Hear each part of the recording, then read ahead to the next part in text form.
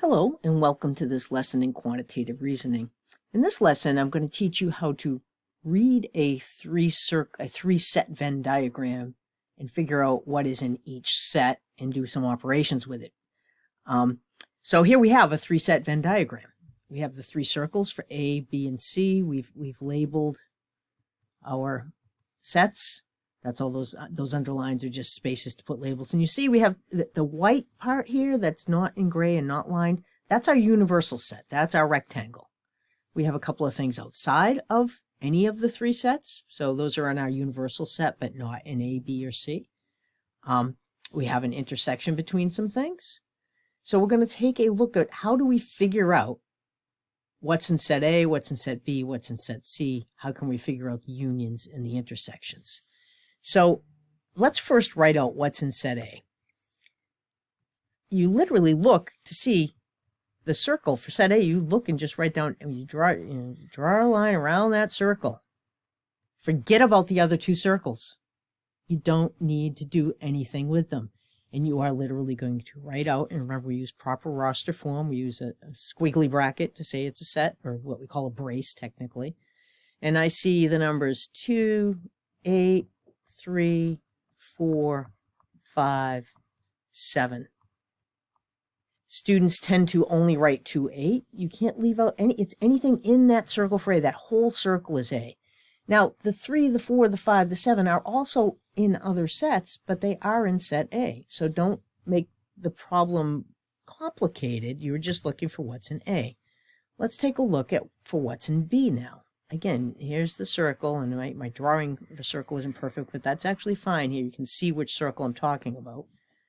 So for set B, I see 3, 4, 5, 9. And now for sets, order doesn't matter. So I could have written A in numerical order, but order doesn't matter. Every element is there once and only once. And then for set C, I've got to go to, I guess in set C, I'm just going to use this. You can see I'm coloring. This is the circle I'm interested in here. Everything inside of that, and maybe I'll erase the other two, and that'll make it easier. I don't know if it'll let me erase just that. It might. So I'm just looking to erase. And it won't let me erase just that. Okay, so there's the black. Inside the black is set C. And so C equals, there's my brace, 7, 4, 5, 9, 6. So if you're asked to go from a diagram to sets, you can do that. And now the universal set, I'll write that in another color here, is everything I see written on the page. 1, 10, 2, 8, 3, 4, 5, 7, 6, 9. I very cleverly made my universal set the numbers 1 through 10. So that's it. I didn't write them in order. It might be easier to write your universal set in order, especially if you go. So there's two ways to solve problems. You can solve them directly looking at the diagram, or you can write out your sets and solve your problems looking at that. Now, what do I mean by solve problems? What if I were asked to find A intersect B intersect C? Couple of things to realize. The A intersect B is in parentheses, so I should find that first. The thing I want to point out here is that A intersect B is the intersection between both circles, which includes all of this. Students tend to only want to include this because every time you have the intersection between two sets in a Venn diagram done with circles like this, the two sets, it's this egg shape. It's the whole thing. So what I'm going to see, if I want to write that out in form of a list, I could see that A intersect B was the elements 3, 4, 5. And then I want to know what of them also intersects C. So when I look at this, I see this is the part of that that's in set C. The intersection of all three is always in this region in the middle, and it turns out it doesn't matter what order I do this in. If I'm just finding the intersection of all three, it's this region in the middle. But the thing you have to be aware of is that region is also included in the region for the intersection of any two of the sets. So the intersection of A with B is 3, 4, 5. The intersection with A with C is 4, 5, 7. The intersection of B with C is 4, 5, 9.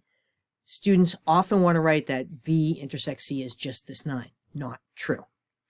The other thing you can see here is in this region out here, this means there's no elements that are only in B.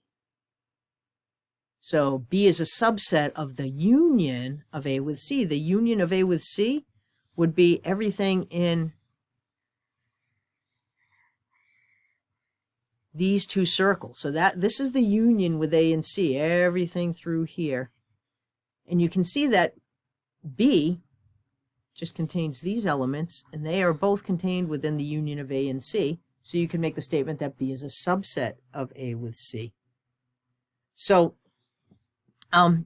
that's a little bit about reading a diagram. Now, some of you would prefer to work from lists. I can do this problem working from lists, and let's look at that. I would first find A intersect B. So I look at A and I say, is there a 2? No. Is there a 2 in B? No. Is there an 8 in B? No. Is there a 3? Oh, look, I have a 3, I have a 4, and I have a 5. And I would write out the set 3, 4, 5. And I want to know where that intersects with C. So I've done this. I do this a step at a time. So then I look at my 3, 4, 5 and look in C, and I see I have a 4 and I have a 5. Why do I not have a... Oh, because the intersection is just the 4 and the 5. So 3, 4, 5, where that intersects with C is only the 4 and the 5. So then I do that second step, and I get my answer that way. Or I can look at the diagram and say, hey, that's the intersection of all three sets, so there's my 4 and my 5. So there's two ways to do that. You should be able to read a 3-set Venn diagram and write out what the sets are. You should be able to see that in the circles. Just highlight one circle at a time. Cover up, if you need to cover up, the stuff that's out here when you're looking for set A, cover that up, cross it out, make another diagram. Whatever you need to do to help you see how to separate out the sets, just by looking at individual circles without getting confused by the others. That is how you will do that. All right, thank you for joining me for this, this edition of Quantitative Reasoning. I will see you in class.